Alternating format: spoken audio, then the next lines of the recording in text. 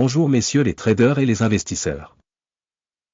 Le service d'information et d'analyse est en contactsystem.guru.market. Commençons par les données générales sur l'entreprise. Un peu plus loin, nous étudierons chaque paramètre plus en détail. Si nécessaire, vous pouvez le mettre en stop. Vous pouvez examiner plus en détail chaque indicateur de l'organisation en question. Voyons maintenant les indicateurs fondamentaux actuels de l'entreprise. Fluor Corporation, ticker, FLR. Cet avis a été créé en utilisant les informations actuelles en date du 25 août 2025. Par classification Guru Market Entreprise Fluor Corporation appartient à la sous-catégorie Construction Holding, 12 organisations participent à l'évaluation. Recherchez le tableau des commandes à la fin de la vidéo. Note globale de l'entreprise étudiée, 5 points sur 10. Le résultat moyen pour la sous-catégorie est de -0,5 points. En regardant de manière plus large, au sein du marché boursier américain dans son ensemble, vous pouvez voir que le score moyen du marché est de 1,8 points au total. Par rapport à la note de 5 points de l'entreprise Fluor Corporation. Comparez la dynamique du cours de l'action de la société Fluor Corporation et les entreprises de sous-catégorie. Nous voyons que sur 12 mois les actions Fluor Corporation a montré une dynamique de -14%. Contre la dynamique des prix dans la sous-catégorie de 43,1%. Capitalisation boursière de l'entreprise Fluor Corporation s'élève à 6,72 milliards de dollars. Et la capitalisation de la sous-catégorie est de 79 milliards de dollars.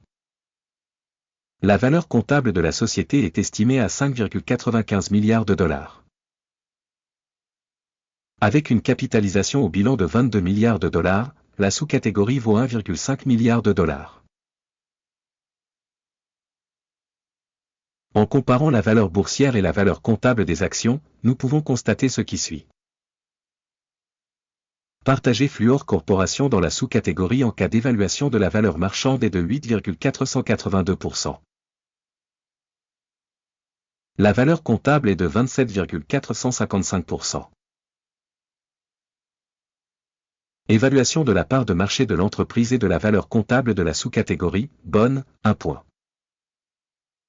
L'entreprise étudiée a des dettes de 1,07 milliard de dollars.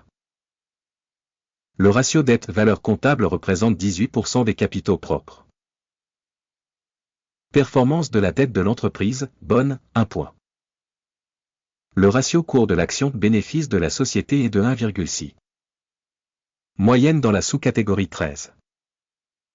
Évaluation du ratio valeur boursière bénéfice par rapport aux entreprises de la sous-catégorie, très bon, 2 points. Le bénéfice des 12 derniers mois s'est élevé à 4 137 millions de dollars. Les bénéfices pour les 12 prochains mois devraient s'élever à 389 millions de dollars.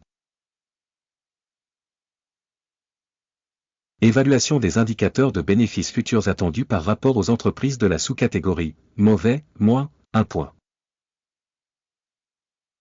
Le ratio entre la valeur de l'entreprise et son chiffre d'affaires est de 0,4. Moyenne dans la sous-catégorie 1.2. Évaluation du ratio valeur marchande chiffre d'affaires de l'entreprise par rapport aux indicateurs des entreprises de la sous-catégorie, bon, 1 point. Le chiffre d'affaires des 12 derniers mois s'est élevé à 16 320 millions de dollars. Les revenus futurs pour les 12 prochains mois sont provisoirement estimés à 1 540 millions de dollars.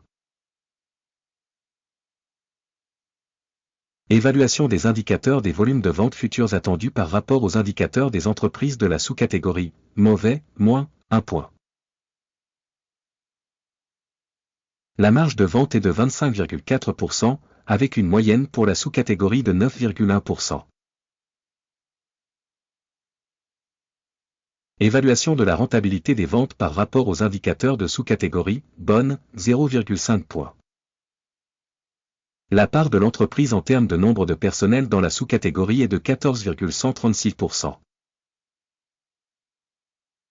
Cela représente 67% de plus que la part de capitalisation boursière.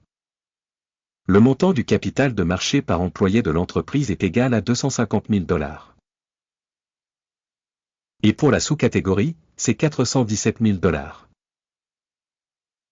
Une évaluation du capital de marché de l'entreprise par employé par rapport aux indicateurs de la sous-catégorie, bon, 0,5 points. Le montant du bénéfice par employé individuel de l'entreprise est de 153,9 000 $. La moyenne dans la sous-catégorie est de 32,1 milliers de $. Évaluation du bénéfice par employé par rapport aux indicateurs de la sous-catégorie, bon, 0,5 points. Le chiffre d'affaires de l'entreprise par employé individuel est de 607 000 $. Dans la sous-catégorie 353 000 $. Évaluation du chiffre d'affaires par employé par rapport aux indicateurs des entreprises de la sous-catégorie, bon, 0,5 points. Les actions à vendre représentent 6,3%, contre une moyenne de 3,4% pour la sous-catégorie. Indicateur technique RSI 14 montre un niveau de 37% pour l'entreprise Fluor Corporation. Pour la sous-catégorie, ce niveau est d'environ 60%. Le prix actuel des actions de la société est d'environ 41,54 $. L'estimation consensuelle du prix des actions de la société est d'environ 49,24 $. Allons au tableau des commandes, il est disponible, le lien vers celui-ci est dans le commentaire épinglé. Le tableau des commandes contient toutes les décisions prises au cours d'une saison donnée par le système d'information et de référence d'évaluation des stocks Guru Market. L'accès au tableau des commandes est libre et gratuit, lien dans le commentaire épinglé. Basé sur l'analyse de l'entreprise Fluor Corporation. Système d'information pour l'évaluation des stocks Guru Market. La décision suivante est prise. Ouvrir une transaction d'achat à 41,55 $ par action. L'ordre est ouvert en raison du fait que la société a une notation et une dynamique de prix relativement élevée.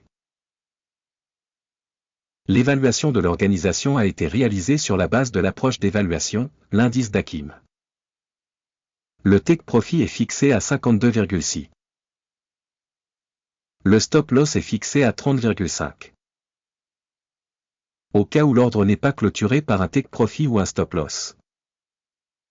Puis l'ordre est fixé automatiquement en fonction des résultats de la séance de bourse du 24 septembre 2025. Ou le dernier jour ouvrable avant cette date. Téléscripteur, SNDX, est une transaction d'équilibrage à vendre. La vidéo sur la commande de solde sera ou a déjà été publiée sur cette chaîne. Lorsqu'un des ordres est clôturé, l'ordre de base ou d'équilibrage. L'ordre inverse est clôturé au prix final. Merci beaucoup à tous d'avoir regardé cette vidéo et d'avoir utilisé le système d'information et de référence de Guru Market.